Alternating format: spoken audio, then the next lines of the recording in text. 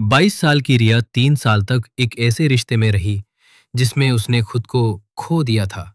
जहां उसे बार बार कहा गया, तू बहुत इमोशनल है, तेरे जैसी लड़कियों को कोई झेल नहीं सकता।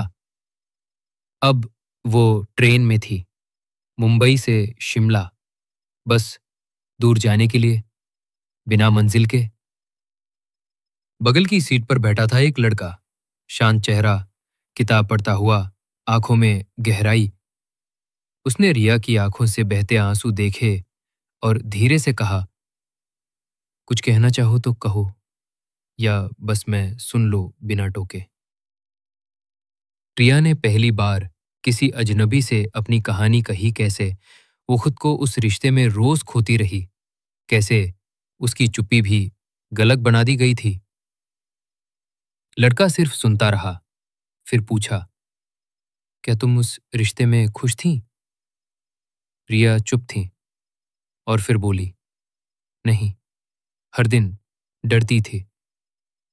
लड़का बोला, तो जो तुम्हें रोज तोड़ता रहा, उसके जाने का शौक क्यों? रिया चौंक गई, जैसे किसी ने उसके भीतर की आवाज वापस लौटा दी हो। ट्रेन एक स्टेशन पर रुकी। लड़का उतरने वाला था। उसने एक कागज रिया को दिया और कहा, नामों से कुछ नहीं बदलता, बातें बदलती हैं। और वो चला गया। रिया ने कांपते हाथों से कागज खोला। उसमें लिखा था, तुम जैसी हो ठीक हो। तुम्हारा महसूस करना तुम्हारी ताकत है, कमजोरी नहीं।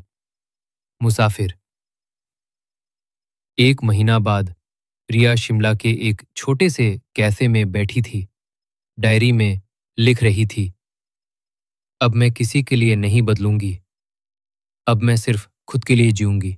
और अब मैं टूटी नहीं हूं, मैं जाग गई हूं। कभी कभी एक अजनबी हमारी जिंदगी की सबसे बड़ी आवाज बन जाता है।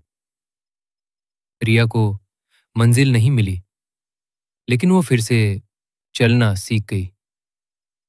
और उस सफर की बस एक बात पूरी जिंदगी के लिए काफी बन गई, तुम जैसी हो, तुम ठीक हो।